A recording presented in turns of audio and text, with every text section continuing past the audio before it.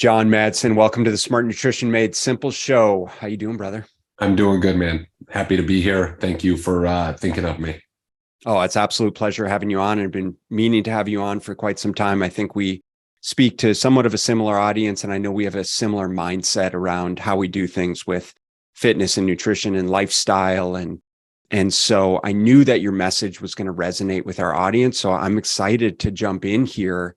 I think if people, look up kind of, if they see your Instagram, if they see some of your social media stuff, they know a couple things about you. They know you're in great shape. They know that you've had a career in the NFL. They know that you have kind of a high level nutrition and fitness coaching business. I'm curious, and I would love for our listeners to understand, and I would love to understand a little bit more about kind of how of all of those things tie together, and just kind of a brief kind of synopsis of what your journey's looked like up until this point. Yeah, man. So I'll give you a glimpse into my childhood. I was at recess when I was in second grade, and I know I'll never forget a day. I went out to the playground, and there was a kid, and he said, "John, my mom says that you're conceited," right? And I didn't know what this word meant, and I knew from the tone of his voice that it was like meant to like cut me a little bit. And so I kind of, compartmentalized it in my little second grade brain. And I went home and I was like, "Mom, this kid at recess said his mom said I was conceited. What does this mean?" And I'll never forget the look on my mom's face. Like, she had the look like she wanted to go find this kid's mom and slap her. But she said something that I've never forgotten. She said, "Son, being conceited means that you think highly of yourself, and you should always think highly of yourself." And so I took that. And so why do I tell that story? Because I grew up thinking anything was possible. I grew up thinking that if another human being could do something, I could do it too. And so I took that concept and I ended up playing in the National Football League without ever playing a single down of high school football. That's a whole other story, sometimes I get into, but ultimately I had such a belief in myself. And I always tell people there's a couple things a person can believe. They can believe that something is completely impossible, and that disqualifies them from ever getting started, right? So there's a lot of kids out on the playground that look at the TV screen and see NBA players or NFL players, and they're like, "That's impossible," because someone told them it was impossible, right? So they take them out of the competition right from the start. And then there's other people that could look at you and say, "Ben, it's possible for you, but it's not possible for me," right? And so they believe in the possibility. And this is where most people kind of fall. It's like, yeah, some people can do it, but that wasn't meant for me, right? But I've lived by this belief that what is possible for one person is possible for every person, right? And that's the third belief that a person can have. I might not know how to do it yet, but the possibility exists because another human being has done so. And so for me, that took me all the way to the pinnacle of my dreams, which was the NFL. And ultimately, I played there for 3 years. I was never a superstar, made $1.2 million in a 3-year period when I was, in my early 20s. And then ultimately watched my bank account go to zero 16 months later after I decided that I was going to start a gym in Salt Lake City because I loved fitness and strength and conditioning so much. So, that's a big kind of overview of my story. Essentially, right after I got cut and sent home, I opened my first gym in 2010 in Salt Lake City, Utah. And then I've been on this 13-year journey in the fitness industry where a lot of people look at me and think I'm an overnight success. Totally. But I'm one of those 13-year overnight successes. Yeah, well, I understand what that feels like. And so what I'm hearing is, by virtue of you putting yourself in a position where you know that nothing is impossible and your parents instilling those beliefs in you, you've been able to forge certain aspects, forge success, quote unquote success, right? In certain aspects of your life, ranging obviously from sports to now your business. I'm curious, what was the pivot that you needed to make from a mindset standpoint? Because I imagine, having competed in the NFL, which probably was the pinnacle of everything that you had focused on up until that point in your life, to have that taken away, what was the mindset shift required for you to then again pivot into a new career, a new venture, a new identity, right, if you will? Like, what did that look like for you? So on one hand, it was a decision that, God just put on my heart. I was training one day out of the NFL, wondering if I was going to get back in. And I was at a 24-hour fitness and I was watching this trainer train two high school football players. They were wearing their high school football shirts.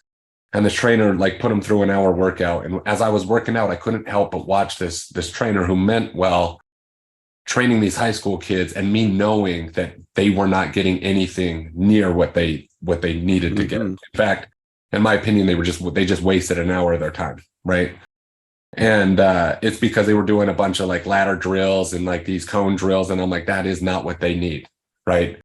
And so in that moment, I'm like, oh my gosh, man, I got to go back to Utah and I got to open up this performance gym where I'm going to train these high school kids and these junior high kids because I know what it takes. And I could instill the mentality in them as much as the physicality, even more so. And so when I got cut, that was probably maybe 4 or 5 months into this kind of, I don't know where my life is going to go, but then that knowing hits, right? And so I couldn't ignore it. And I moved back to Salt Lake City, knew nothing about business, and started the first iteration of that gym. No business experience. My major was economics, right? Like it wasn't even exercise and sports science back in the day. And so like I started this journey back in 2010 with just a desire to help young athletes achieve some of the things that I was able to achieve. So on one hand, that knowing came very quickly. Fitness was a huge part of my life and the only reason I made it to the NFL in the first place. But then piecing back together that identity of being like an NFL player and then not an NFL player, that was the hard part. That was like 3 years of me just trying to destruct every part of my life with partying and alcohol and, trying to figure out who I was without football because my whole life I was this athlete. And so I was in tandem, like building this gym and then also tearing my own life down because I thought for a moment, I thought I was a failure. I didn't achieve what I could have achieved. And so I had to like rewind and like mend back the puzzle pieces of my life to finally learn that I wasn't defined by, that NFL shield. That was just something I did momentarily. What were some of the hardest lessons that you had learned, that you have learned? Because obviously you're not still running the gym and obviously you ventured into new territory. So like, what do you think were some of the hardest and most important lessons that you learned by virtue of going into that business, not knowing anything, right? Never running a business before and, just having to figure it out. So many good lessons, man. I do know probably like most people who have been successful, like if I knew what it was going to take, I don't know that I would have chose that path, totally. Right? It's like, on one hand, I'm so thankful that I didn't know anything and just was led by this faith and belief because there was so many things that would like try to take me down. Like literally thought I was going to have to file bankruptcy 16 months after opening that first gym, right? There was like, my bank account went to zero. And so that was a lesson that I've never forgotten. And it almost allows me to play all out with my life now. Mm-hmm. Like a lot of people that come into success the first time, they're so scared of losing it. It's like they're playing prevent defense with their life, right? If you've ever watched if anybody's a football fan and you're watching your favorite team and they're up by 30 at halftime, and then all of a sudden they go prevent defense and their whole strategy goes from trying to win to trying not to lose. Like I've already felt that. I had 350 grand cash in my bank account. And in 16 months, I was like, I got it. Like, I'm trying to conserve all this. And you're like, well, how do you lose 350 grand? Well, you put 100,000 of it into a business, another 100,000 of it into a house. And then your lifestyle still feels like an NFL player. Right. And you have no customers. And you're just like, that goes pretty fast. Right. So, one of my biggest lessons that I've never forgotten and I'll never forget is I'm going to play to win. And I'm not going to play not to lose because I started to play not to lose. And that was when all the problems started happening. So if you're listening, I want you to consider whether or not you're playing the game really to win, or if you're just out there trying to survive and play not to lose. I love it. And so obviously you closed the gym near bankruptcy. What prompted you to get into, and tell us a little bit about the space that you're in right now? Yeah, man. So when I closed the gym, I remember putting on these like fancy Italian $5,000 suits that I had when I was in the NFL. And my wife, who's my wife now, wasn't my wife then, but we had just started dating, right? And she thought I was like this former NFL player. She was a news anchor, that was very popular in my city. So I saw her face on TV all the time.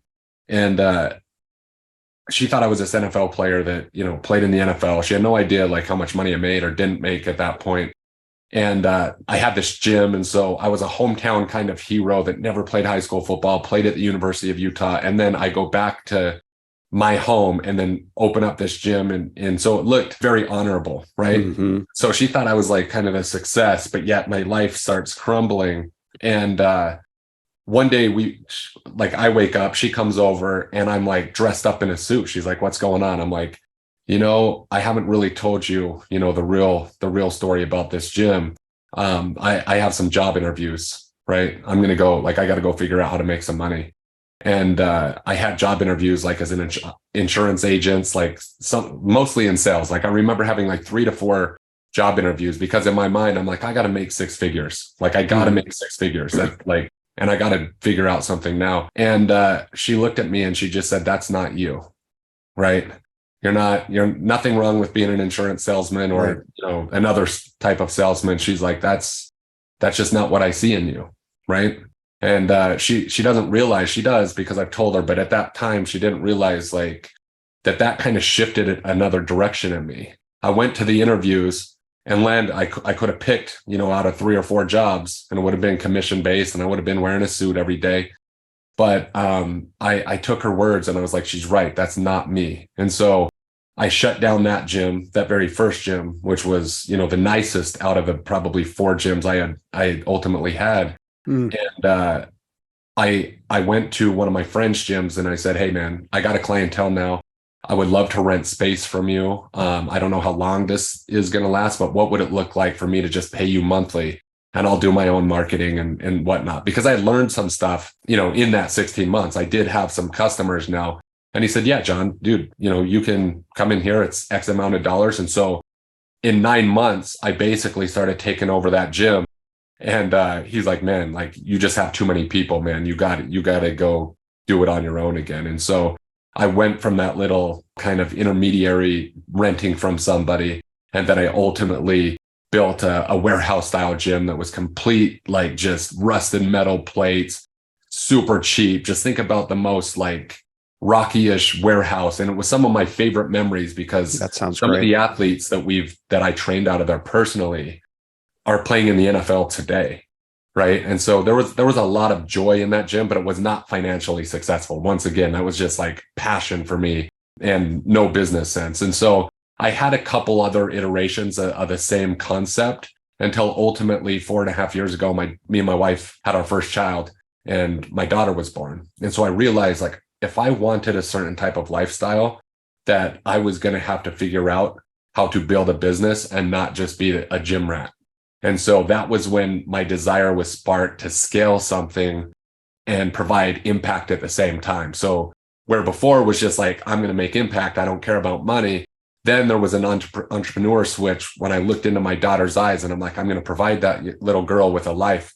And it's not going to be the life that we're living. And so that's when it was like, it's about impact and it's also about building something to last. And so right now, my company is Superhuman. It's all virtual. It's custom one-on-one coaching, mostly CEOs, people that are, pretty successful in one area, but it's apparent that success in that area does not translate into their health. And then we just refocus them and make sure that their health is on par with the other stuff that they do really well. So we've been doing that well, I should say, for 3 years.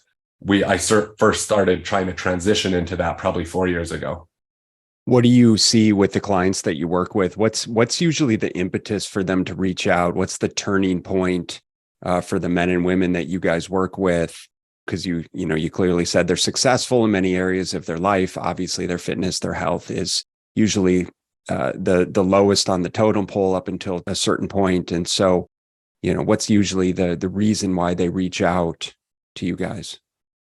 One of my former teammates was like an All-American safety. And so he was one of the most in shape dudes that I knew in college. And one day he calls me up and he said, "John, man, I've been meaning to talk to you for like 2 years. You've been inspiring me. And I just didn't reach out for whatever reason. But me and my wife were at the Turks with our kids, and I was playing with my kids in the sand and in the water, and my wife was like taking pictures because, it's a nice vacation that we wanted to remember. And he said, when we got back to the hotel room and the kids went to sleep, she pulled out her phone and we were going through the pictures of that day. And he said that I saw myself for the first time and I couldn't believe that I actually let myself go like that. I had been trying to create a certain lifestyle for my family, and my focus was so focused on that. I literally forgot, or for whatever reason, I just was unwilling to look into the mirror, every time I got into the shower. But I saw these pictures, John, and I'm telling you, I literally wanted to throw up. I could not even sleep that night because I couldn't wait to talk to you in the morning. And he's like, can you help me? Right. And so on one hand, that's an example of somebody where it's like, look, they built a certain life and something painful happens. Could be stepping on a scale for the first time at a doctor's office, right? You go there, doctor tells you to get on the scale, and all of a sudden you're like, dude, what the heck happened? I gained 50 pounds. It could be, you look into the mirror and for the first time in a long time, you notice that like, dude, like, I can't believe I let myself get there. Or it could be like my friend that saw on a picture, right? That's probably half the clientele. They're like, I got to fix this and I got to fix this now.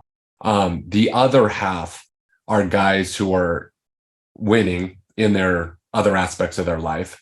And they're just reminded somehow that they're not living up to their highest standard. So a lot of people are like stuck in like, hey, I thought it was good enough, but for whatever reason, it was brought to my attention that good enough is like not what I'm capable of. And I want to take it to that level. So we get a lot of guys that are like that, but we also get guys that just have chased wealth at the expense of their own health and notice something at a certain time, and that prompts them into action to start taking action.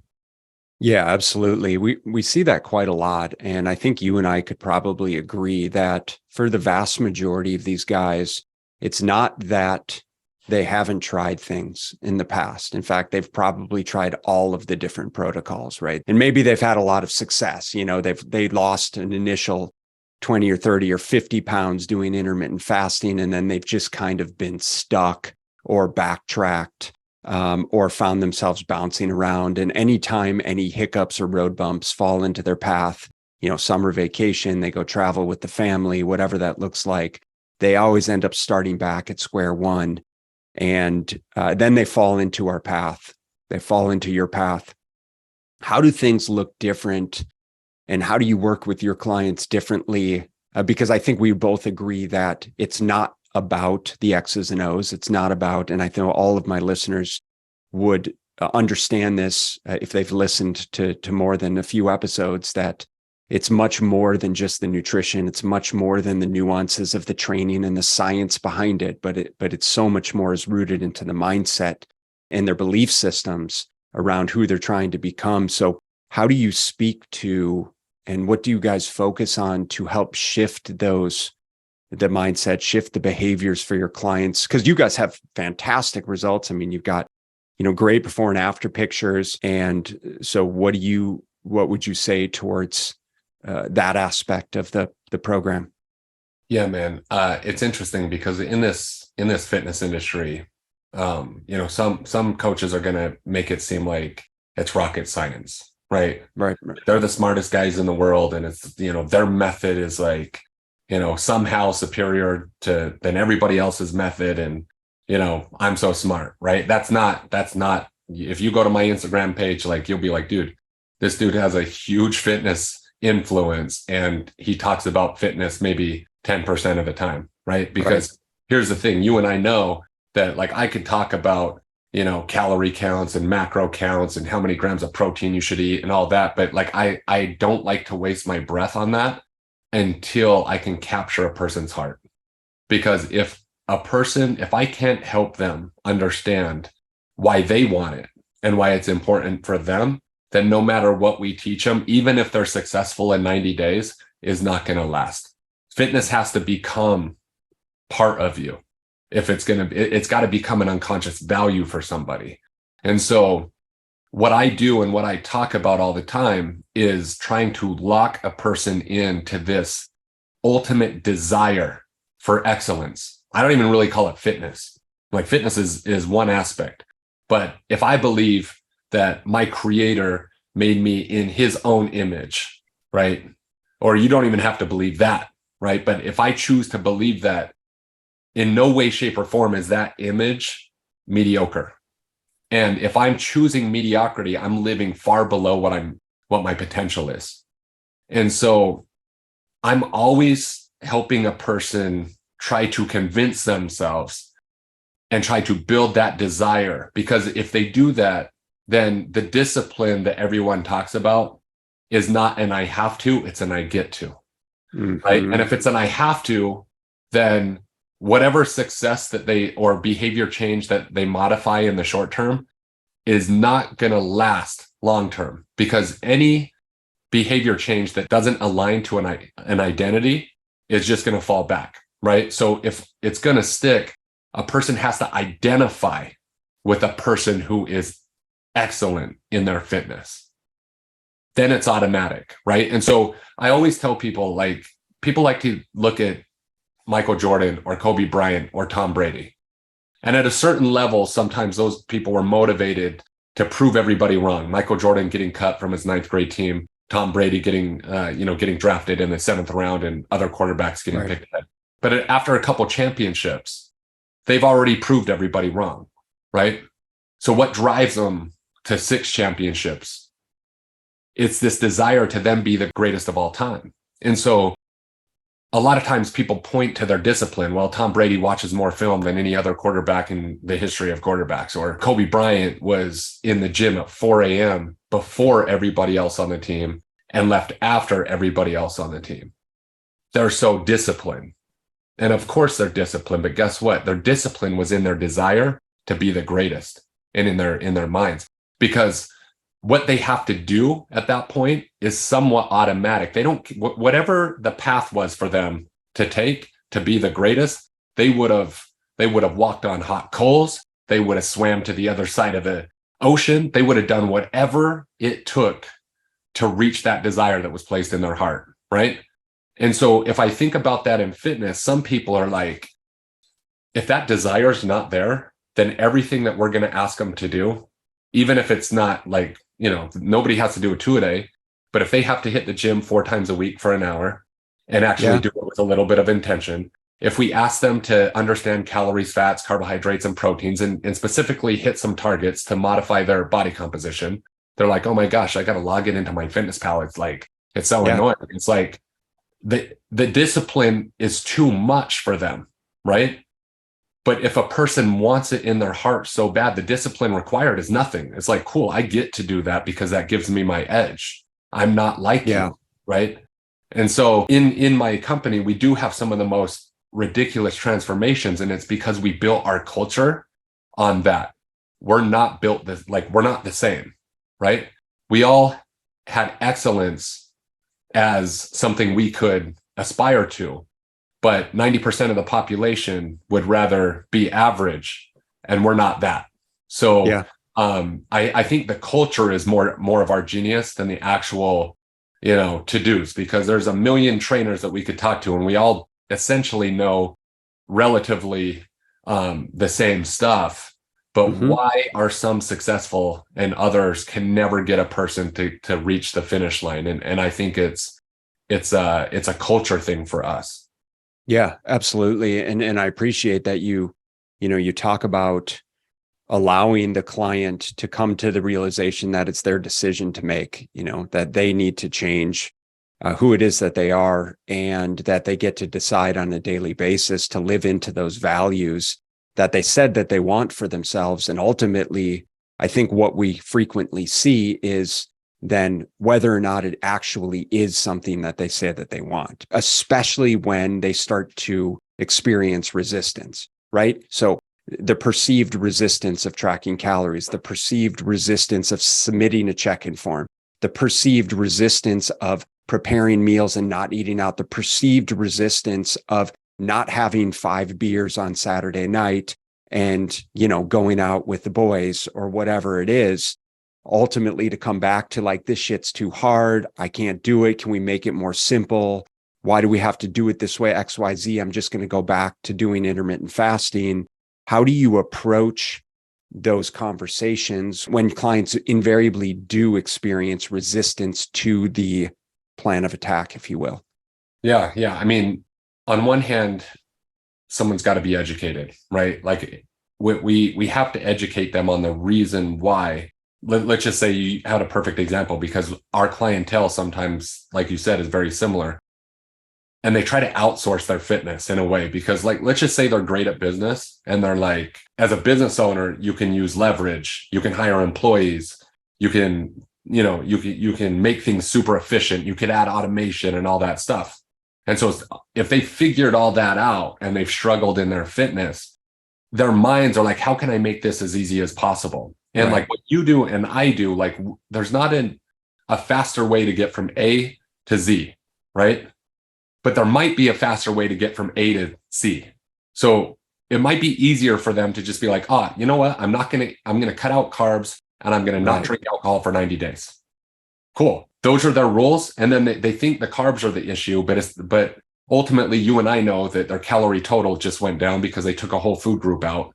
And then they're not drinking a bottle of wine on the weekends because they're motivated for a second to not drink alcohol. And so just by default, that might get them from A to C. And they're like, that was the easiest, like, that's all I had to do. And then they go tell their friends that they don't, they lost 20 pounds because they cut out carbs and stopped drinking alcohol. Right. And I'm like, cool, come talk to me in 2 years. Exactly. Are you ever going to have carbs again? Or are you not ever going to drink alcohol again? Because if you're not, then, keep doing what you're doing, but you're still not going to get to Z. See, like if we're going to take you from A to Z, which is that final transformation where you go from like your wife's eyes are like, and jaws just dropped, and your friends are like, dude, how did you do that? You have 6 abs. That's going to take a little bit more understanding, and it's going to take a little bit more effort. And that's something you can't just say that I'm going to take out carbs and stop drinking alcohol. You'll never get there. Right. Yeah. So you and I can lay out a plan that's like, if this is what you ultimately want, and I'm talking excellence, then maybe in the short term, we're going to have to teach you how to fish for a lifetime. And so ultimately, you'll know that no matter what for the rest of your life, you'll know when you're messing up, and it'd be a choice at that point to go backwards. Right. Right. So if they understand that, I think that we can take them there. But so many of these guys are just so used to outsourcing and making things easy. It's like, if they don't have that first piece that I talked about 10 minutes ago, which is a desire in their heart, they're going to oscillate to being motivated, doing 75 hard, losing 20 pounds, stopping 75 hard, going back, gaining 20 pounds. And then a year passes, another New Year's resolution. They see a picture of themselves on Instagram. They're going to cut out carbs this time or intermittent fast. They're going to lose 20 pounds and then they're going to get it all back. And then the next year, it's like the same process for 20 years, right? Like, I don't want to play that game in this industry. I want to freaking transform somebody forever. Yeah, absolutely. And I think people are sick and tired of playing that game. And it's like having the conversation with someone around, listen, what level of desperation and willingness to succeed were you at when you started your business, right? You would have done anything, and you probably did do everything you needed to do. And you probably did a lot of the wrong things, but obviously you learned a lot along the way. Well, what if we could help you expedite this process? It doesn't mean you're going to work any less hard, but you still need to have that willingness, that desperation, you'll do anything to forge ahead and build the lifestyle, the health, the body that you want. And I think for so many of the people that we work with, and just people that are looking to improve their health in general, it's about so much more than just the physique. Like, yes, that's the embodiment of what everything else represents, right? It's the fact that I have the ability and not just the willpower, the discipline to be able to do what the vast majority of people aren't willing to do. And hopefully, and this will definitely lead into my next questions for you, but hopefully this is something that bleeds over into every other area of your life. Like, by virtue of you owning your health and fitness, it puts you in a better position in your business. It makes you a better leader. It gives you the tools to create more structure, flexibility, and freedom in your relationships, in the type of spouse that you are, with your kids, obviously setting a better example within your community. I mean, I really think it permeates over into everything. Yeah. I mean, and that's the weird thing, is because I've seen so many guys at these, and if I go to a 5-star resort and it's at the Montage in Laguna Beach, right? And I'm in the pool and I see a bunch of guys, still wearing their Rolex, with their shirts off, and their business is great, but their bodies are terrible or just average. So Right. This how you do one thing is not how you do everything. But here's a cool part. And I try to illustrate this to these guys too. I'm like, if that's you and you get your fitness to this excellence that I'm talking about, watch what happens to your business. Because as good as you're doing, you're going to do even better. Think about, if you were trying to do 120 miles per hour on the freeway in a Honda. I don't know if a Honda could do it. If it could do it, the steering wheel's probably like going back and forth and it's shaky, and you're like, holy crap, it feels like I'm, the wheels are going to fall off if I do this long enough. And so I'm like, the engine is completely revved out. And I'm like, look, guys, like, that's how you're driving down the freeway. You might be doing 120 miles per hour, but you're doing it in a car that's not meant for 120 miles per hour. And so even if it can go right now, like, think about driving that car around for 10 years. You will burn out. You will burn out. Think about me or some of your competitors that are a little bit behind you, maybe, possibly in business. Like, I have a Lamborghini. And I'm talking about the car Lamborghini right now. So I can go 120 miles per hour on the freeway in the Lamborghini, and I still have a whole pedal left. It's like I'm not even touching the car's capability at this point, right? And so I'm like, if you think about that analogy, I can do 120 miles per hour in that car forever.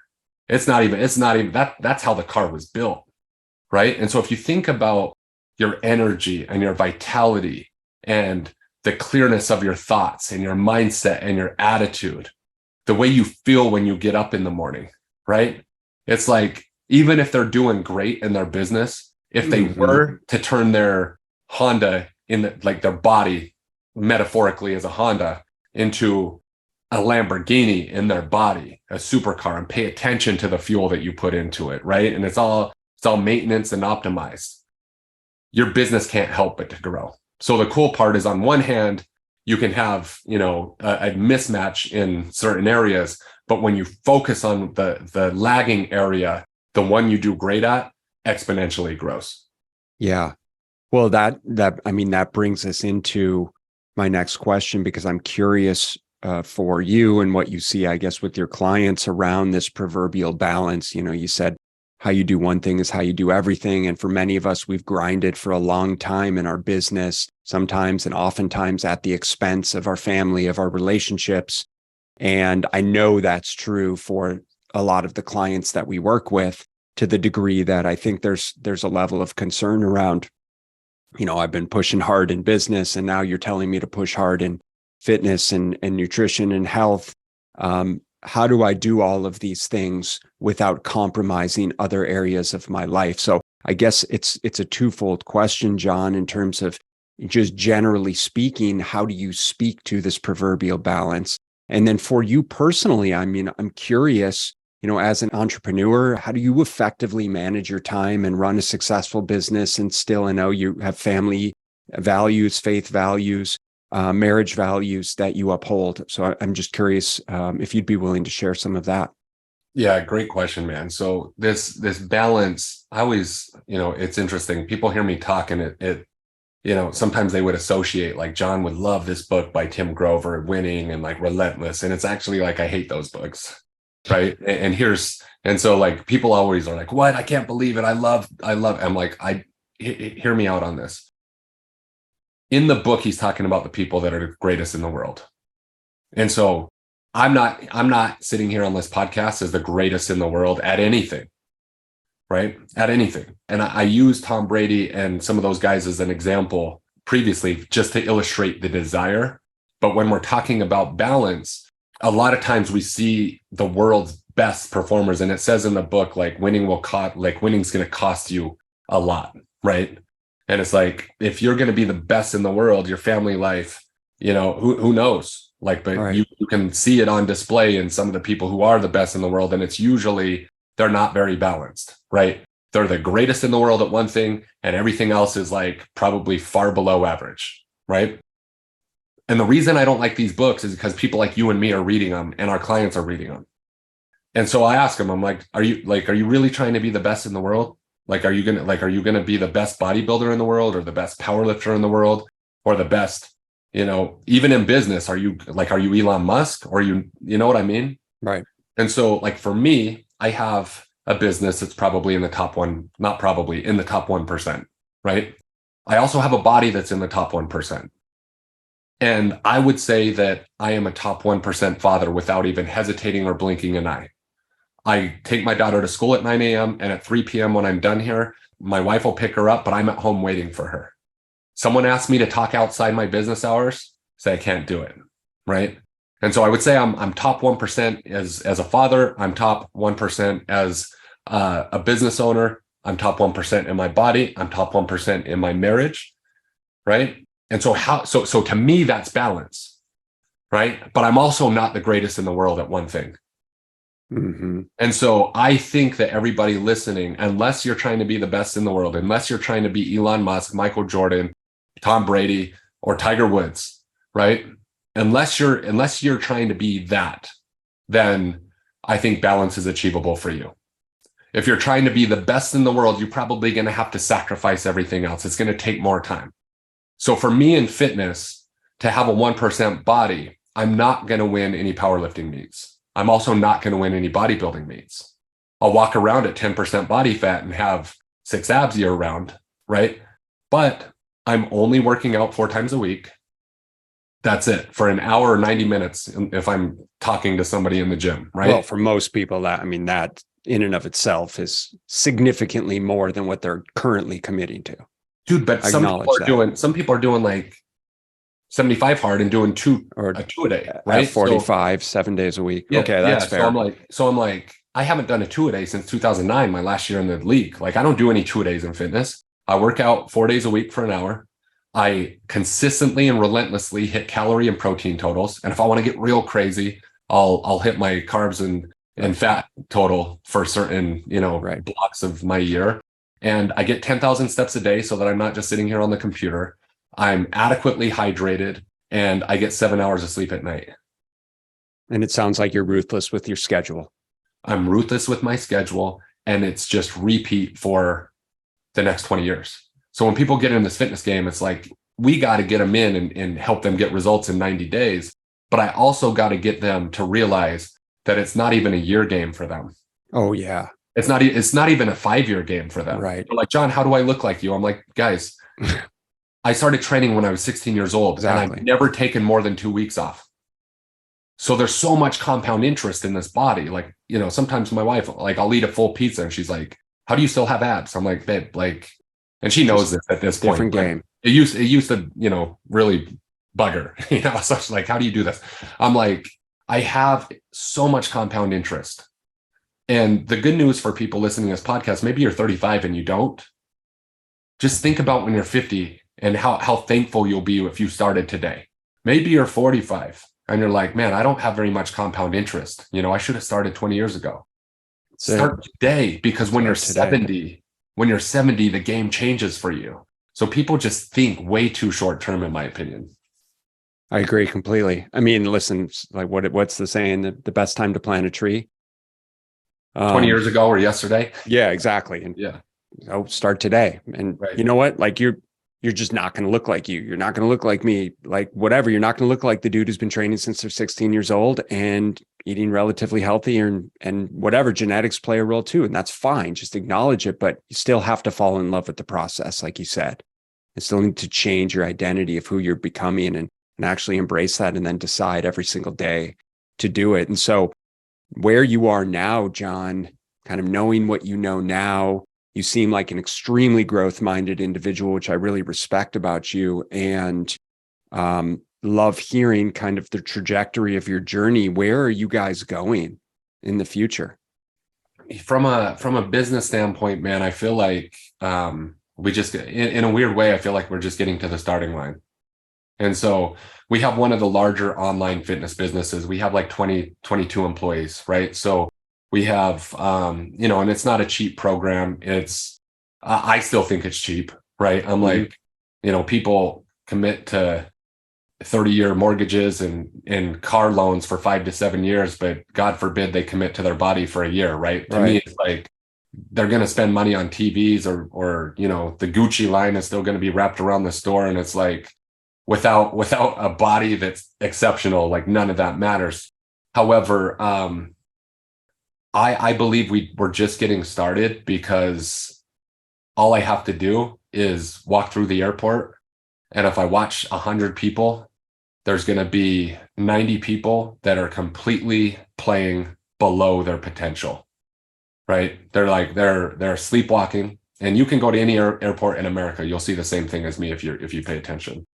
There will be maybe 8 other people that are like, they're playing the game. They're the top 10 percenters, right? They're fit. You can tell by the way they walk and move that they're intentional about their life. And I'm like, I just want to fist pump, the 8 out of 100 that I see doing that. But then there's always probably 2 people that they're like, now they're the top 2%, right? It's not just more than average. It's like excellence is a standard of theirs.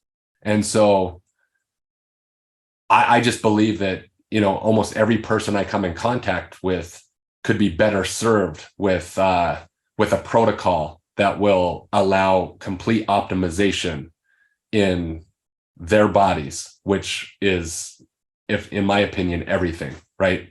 No matter how successful or unsuccessful, fitness is something that a person better pay attention to for longevity and, for life, but also that's what we're meant to see what we're capable of. So I don't think that I've even scratched the surface of what I could do. I think that people have a responsibility. I know that people have a responsibility to honor this body that they're in, to take care of themselves so that they can take care of everyone else, and show up as their best self in the world that we're living in. In the world that we're living in, it's very clear that is not the case.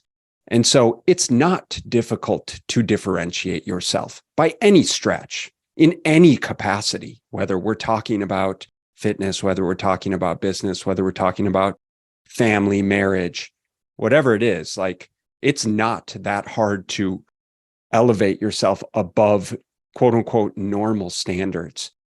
And so, I appreciate kind of the way that you approach health and fitness and optimization, if you will. It's funny. I told a couple of people that I was interviewing you, and I think one of them, or maybe both of them, were like, why would you have a competitor on your podcast? I'm like, we don't have competitors in this space. Do you know how many people out there need our help? And it's not that type of game in any capacity. It's a rising tide lifts all ships. And so there's going to be clients that you speak to. There's going to be clients that I speak to. It doesn't matter, as long as we're speaking to people and helping potentiate what could be, as far as the status of the world that we're living in. Right. And so and by virtue of that, it's my responsibility to be able to share this type of information with people, to show them that the solutions are out there, and it's not the nonsensical shit that we keep scrolling through on a day-to-day basis.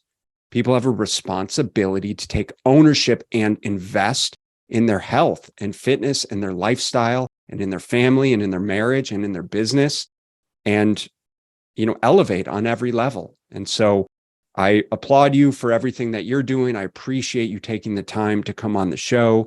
I'd love to be able to support you in any way I can. And anything you want to drop for the listeners?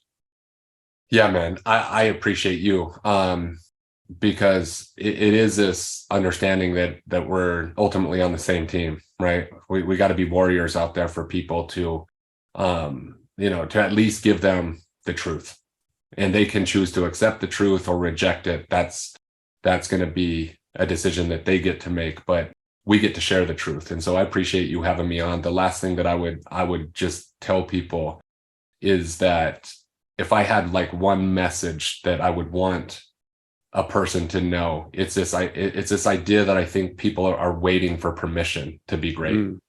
It's like they're waiting for, whether they're waiting for their parents or a coach or a person or, whoever. It's like, you have to give yourself permission to be excellent. And I can't give that permission. I can help a person realize it, but ultimately you give yourself permission to be as excellent as you can be, right? And if you fall in love with that, if you fall in love with this idea of what you could become, then if your alarm goes off at 4:30 or 5 a.m.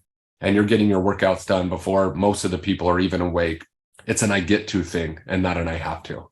Like, in fact, it's not that you won't be tired sometimes, but you're going to pop up out of bed and you're going to live with a purpose that other people look at you and are like, where did you get that? Right? Because it's a spark that some people have. And my hope is to be able to help ignite that spark, because we want people that take themselves serious and we want people to win. So I'll end with that, man. And if anybody wants to know more about me or interact with me, I would just point you to social media. I'm most active on Instagram at John Madsen Official. And you'll learn about my show and other stuff on Instagram. And if you send me a DM, I'll try to connect back. So go there. And man, I enjoyed the time with you, man. Yeah, it's great. I appreciate, the ability to connect, the ability to share your message with our listeners. For those of you listening, we appreciate you and want to acknowledge you for taking time out of your day to listen, and want to let you know that we believe in you and we got your back, and we're here for you if you need anything at all. So thanks for tuning in. We'll catch you guys in the next episode.